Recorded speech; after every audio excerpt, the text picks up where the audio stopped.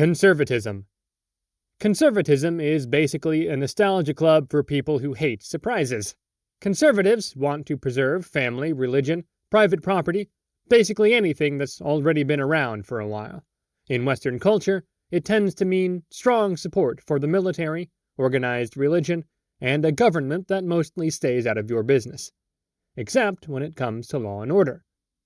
Conservatives aren't necessarily against change, they just want it to be slow, deliberate, and rooted in historical wisdom.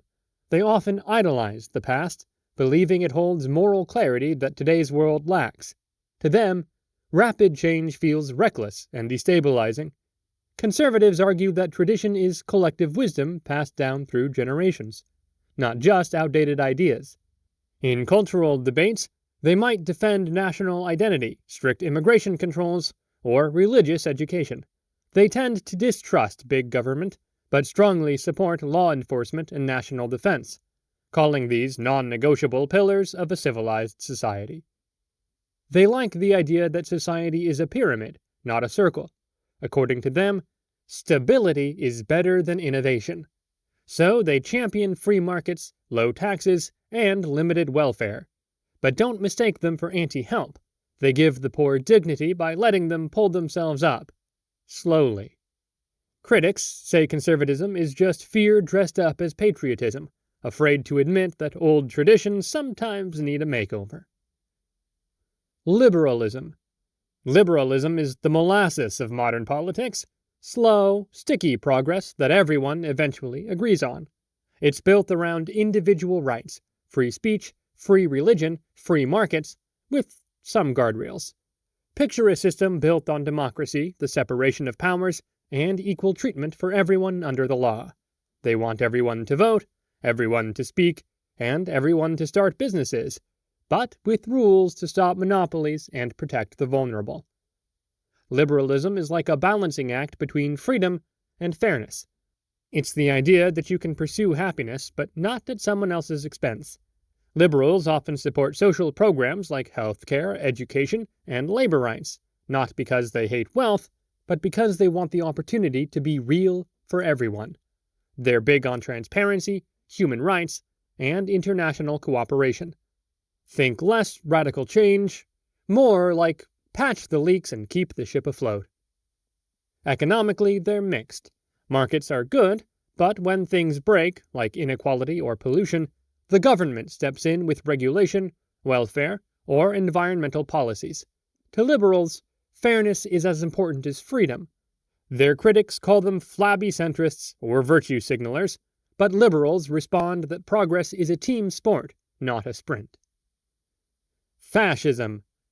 Fascism is what happens when nationalism goes to the gym, bulks up on rage, and decides democracy is too weak. It glorifies the nation, often defined by ethnicity or culture, and demands total loyalty to a strong leader. In fascist systems, the state controls everything: schools, media, and military. Dissent is crushed, opposition is banned, and unity becomes obedience. There's usually a scapegoat. According to them, outsiders and minorities are the other. Fascism thrives on fear of decline, outsiders, and moral collapse. It marks nostalgia and strength, often portraying liberal democracies as weak or chaotic. Symbols become sacred, and loyalty becomes identity. Critics warn it thrives on crisis, using emergencies as excuses to expand control.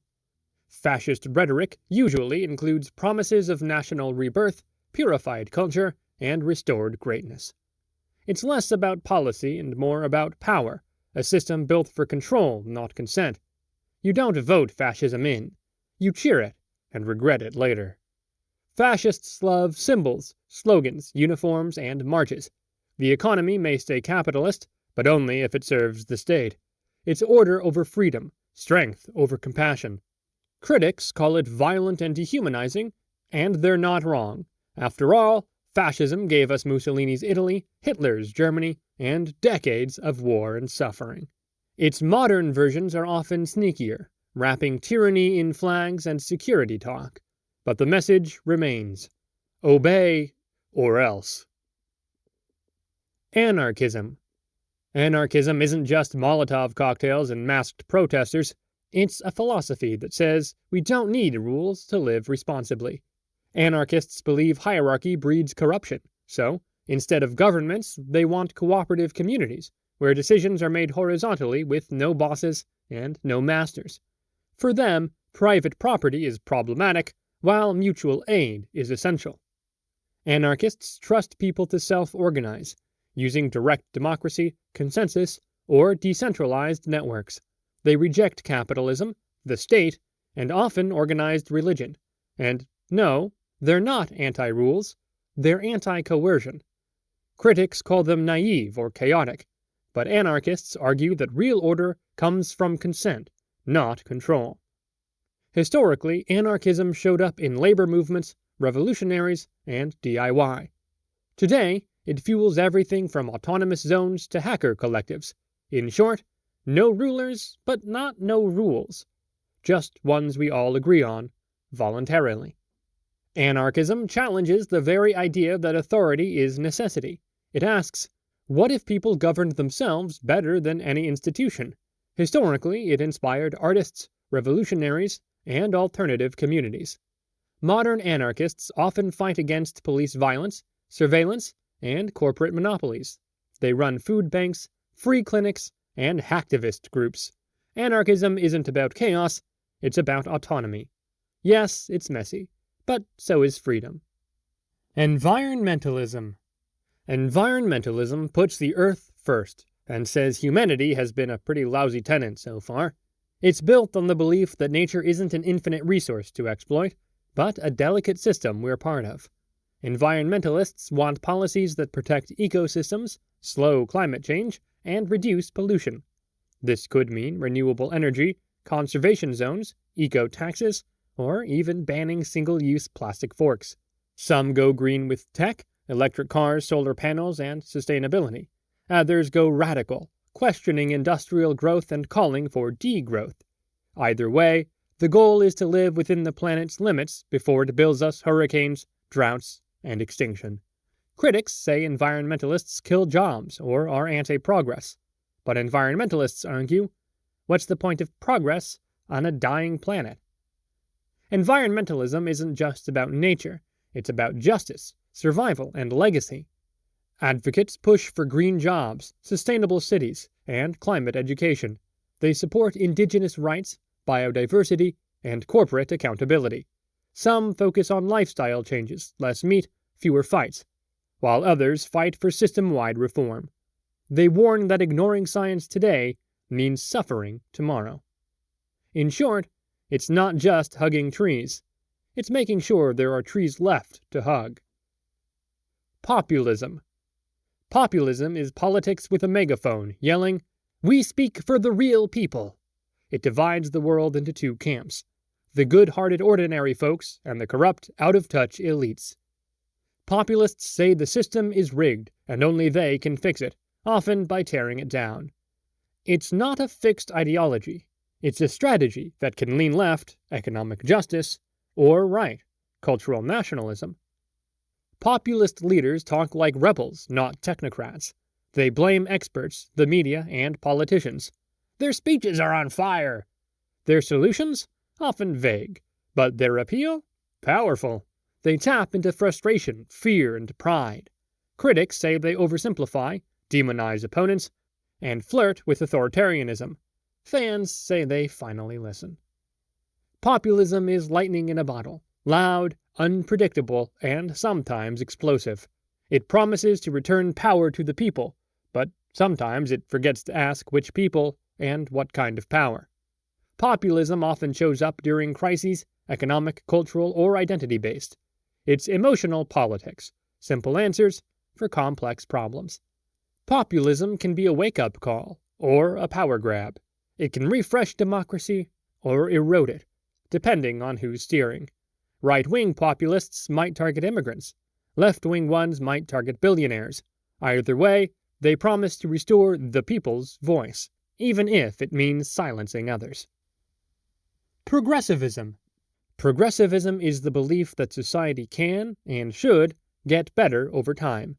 It champions reform, equality, and innovation. pushing for a world that's fairer, kinder, and more inclusive. Progressives want to expand rights, close wealth gaps, and fix broken systems, whether that means universal health care, LGBTQ+ protections, racial justice, or climate action.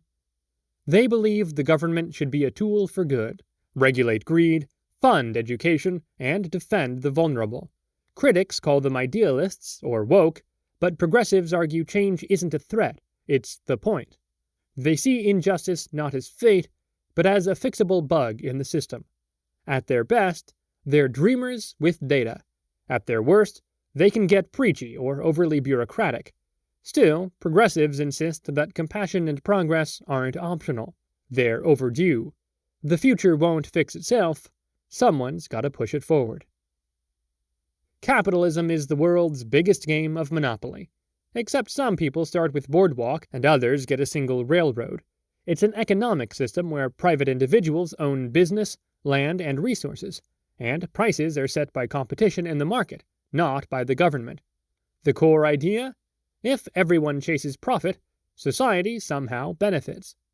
Champions of capitalism say it rewards hard work, fuels innovation, and gives you freedom to choose your job, your coffee, even your 2 a.m. impulse buys. The government's job? Stay out of the way, mostly.